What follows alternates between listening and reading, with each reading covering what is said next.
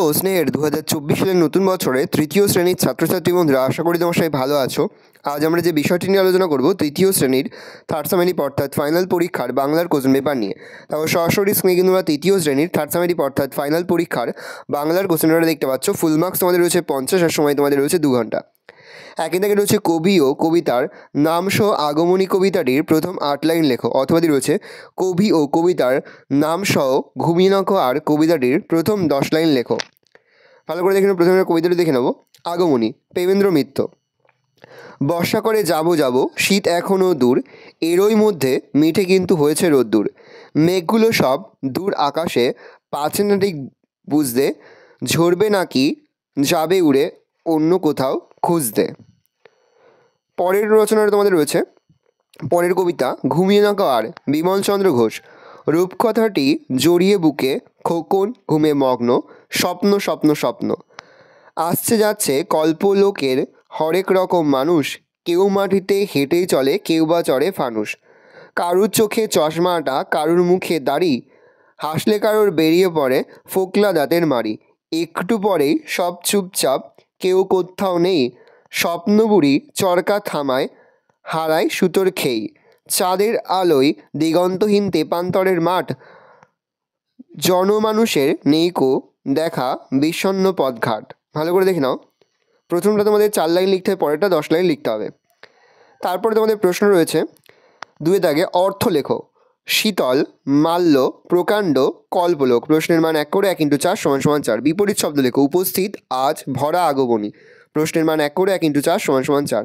সমর্থক শব্দ লেখো 2টি করে। মেয়ে, পৃথিবী। প্রশ্নের মান 2 করে 2 × 2 = 4। বলছে এলোমেলো বর্ণগুলি সাজিয়ে শব্দ লেখো। প্রশ্নের মান 1 করে 1 × 6 = 6। এবার এই প্রশ্নের উত্তরগুলো দেখে নাও। প্রথম, অর্থ লেখো। শীতল হবে ঠান্ডা, মাল্য হবে মালা, প্রকাণ্ড হবে বিশাল, কল্পলোক হবে কল্পনার জগৎ। বিপরীত শব্দ লেখো। উপস্থিত হবে অনুপস্থিত, আজ হবে কাল, ভরা হবে খালি, আগমনী হবে বিজয়া। সমার্থক শব্দ লেখো। মেয়ে হবে তনয়া, দুহিতা। পৃথিবী হবে ধরা, ধরণী। এলোমেলো বর্ণগুলি সাজিয়ে শব্দ তৈরি করো। প্রথমটা হবে বৃষ্টি বাদলা, পরেরটা হবে আশ্চর্য, পরেরটা কাকুলি কুজন, পরের প্রশ্ন কাঠ বিড়ালি, পরের প্রশ্ন মানুষজন, পরেরটা হবে প্রতিযোগিতা। ভালো করে দেখে নাও। পরের প্রশ্ন তোমাদের রয়েছে 6 দাগে কোনটি বেমানান শব্দ তা খুঁজে বের করে গোল দাগ দাও। প্রশ্নের মান 1 করে 1 × 5 = 5। বোধোদয়, ছেলেদের রামায়ণ, রসমুন্ডি ইংরেজি ফার্স্ট বুক, এখানে হবে রসমুন্ডি।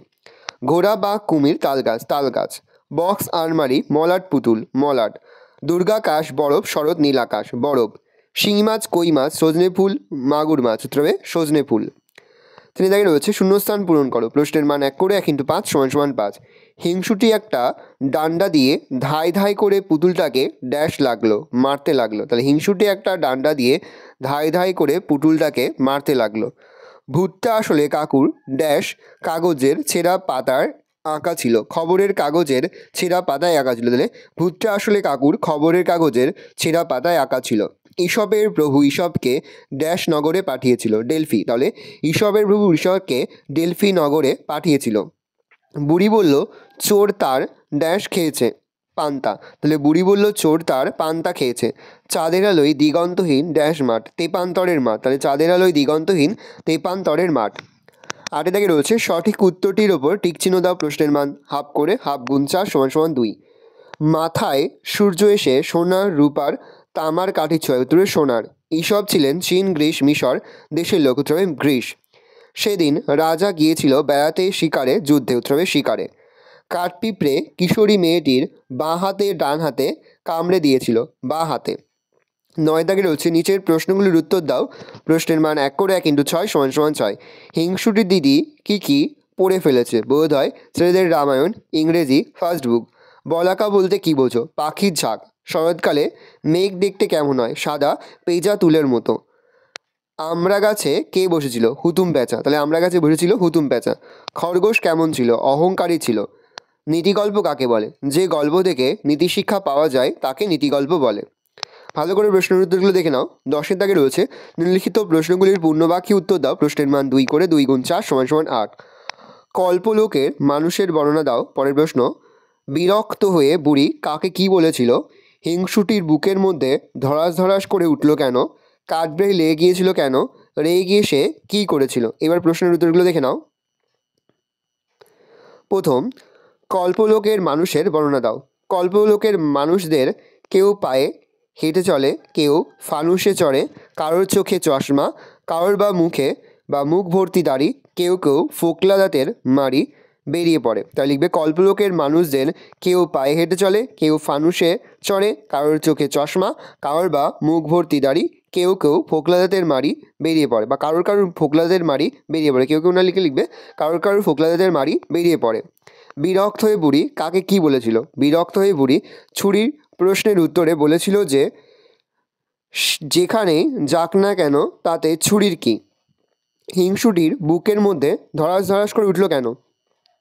মায়ের কাছ থেকে যখন হিংসুটি জানতে পারল যে মামার দেওয়া পুতুলটা আলমারিতে রাখা আছে, তখন ভয় হিংসুটির বুকটা ধড়াস ধড়াস করে উঠেছিল, কারণ আলমারির মধ্যে থাকা সেই পুতুলটাই হিংসার বশে সে নিজের হাতে নষ্ট করে দিয়েছিল।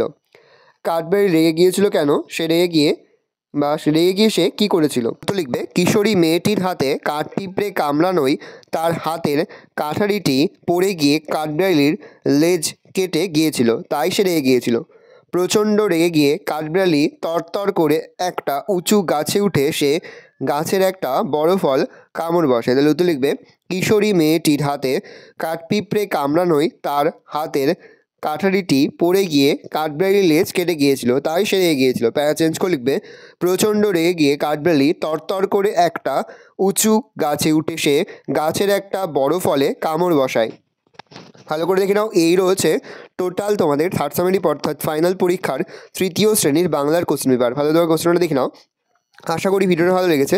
ভিডিওটা ভালো লাগলে ভিডিওকে লাইক করতে কিন্তু ভুলবে না। আর আমার চ্যানেল নতুন হওয়া লাল কালার সাবস্ক্রাইব প্রেস করে পাশে বেল আইকনটা প্রেস করো, যখন নতুন কোনো ভিডিও আপলোড করি সবার ফার্স্ট নোটিফিকেশন তোমরা পেয়ে যাও। আর এই ভিডিওটি তোমার বন্ধু বান্ধবী আত্মীয়স্বজন সবার মধ্যে কিন্তু অনেক শেয়ার করে যারা বছর তৃতীয় শ্রেণীতে পড়ছে। আমরা কিন্তু ইতিমধ্যে তৃতীয় শ্রেণীর প্রতি বিষয়ে সিলেবাস, প্রশ্নকার এবং নমুনা প্রশ্নপত্র কিন্তু আপলোড করে দিয়েছি। তোমরা যদি এখনও পর্যন্ত সেই ভিডিওগুলো না দেখে থাকো, ভিডিওগুলো কিন্তু তাড়াতাড়ি দেখে নাও। তোমাদের সকলকে জানাই আগাম পরীক্ষার অনেক শুভেচ্ছা এবং অভিনন্দন। একেবারে ভিডিও শেষে স্ক্রিনে তোমরা একটা প্লেলিস্ট দেখতে পারবে, তার উপরে ক্লিক করলে সমস্ত ভিডিওগুলো কিন্তু তোমরা পর দেখে নিতে পারবে।